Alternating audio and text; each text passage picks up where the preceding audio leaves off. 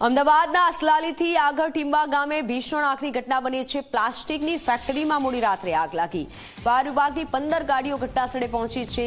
ભયાનક આગથી આકાશમાં ધુમાડાના ગોટે ગોટા દેખાયા। મોડી રાત્રે લાગેલી આગ હજુ પણ બેકાબૂ છે।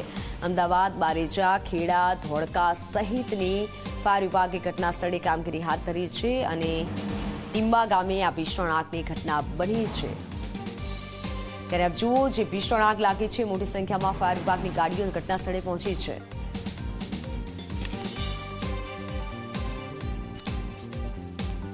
ત્યારે ભીષણ આગની ઘટના બની છે। સ્થળ પરથી સંવાદદાતા દર્શલ જોડાઈ ચૂક્યા છે। દર્શલ, શું આગ કાબુમાં આવી છે ખરા? કોઈ જાનમાલને નુકસાન, શું બધું જાણકારી?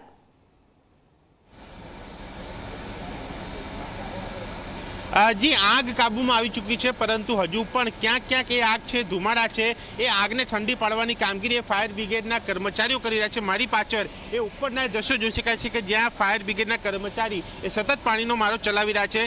अंदाजे रात्रे 12 वाग्यानी अरसामां आज આગની ઘટના બની હોવાની એ પ્રાથમિક માહિતી મળી રહી છે। આજે ટીંબા ગામ જે દશક્રોઈમાં આવેલું છે, બારેજાથી આગળ તે ગામની અંદર આ જે પોલીફેબ એ કંપની જે યુનાઇટેડ પોલીફેબ ગુજરાત લિમિટેડ કંપની એની અંદર આગનો બનાવ બન્યો અને જ્યારે આગ લાગી ત્યારે કેટલાક કર્મચારી લગભગ 150 થી 200 જેટલા કર્મચારી હાજર હતા।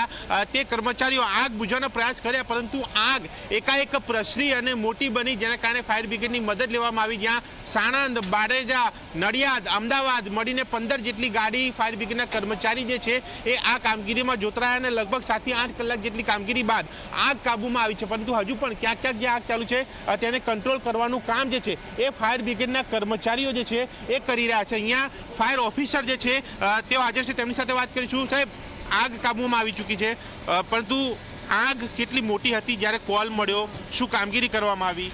કોઈ તકલીફ પડી?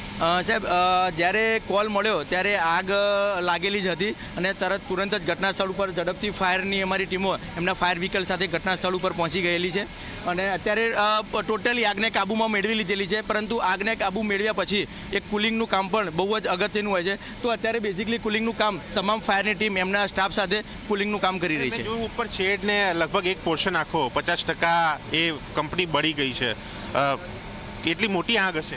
હા, એ તો સર કે આગ જ્યારે લાગે ત્યારે એની ફ્લેમના કારણે જ્યારે કોઈ નોર્મલ જે બેઝિક જે સ્ટ્રક્ચર હોય એ થોડું ઘણું વીક થઈ જતું હોય છે, તો ક્યારે એ તૂટી જતું હોય છે। એવા બધા આકસ્મિક બનાવો કાર્યવાહી શું હવે? सबसे जरूरी है AMC and fire brigade. They have supported like anything, and because of their efforts, we are in a safe hands. Thank you very much. अच्छा, कंपनी में कोई था कि नहीं? नहीं, हमारे यहाँ टीम रहती है। टीम रहती है। हाँ। तो कितने लोग थे रात को? 125 लोग थे। 125 लोग थे, बट वो बाहर निकल गए, कोई कैजुअलिटी नहीं है। हाँ, कोई कैजुअलिटी नहीं। ना। तो आग बुझाने का ट्राई तो किया होगा? उन्होंने पूरा कोशिश किया, पर सबसे ज्यादा AMC ने सपोर्ट किया। This is very good. मतलब we should appreciate this peoples. इन्होंने अपनी जान पे खेल के फायर को कंट्रोल किया है। We should appreciate and praise them.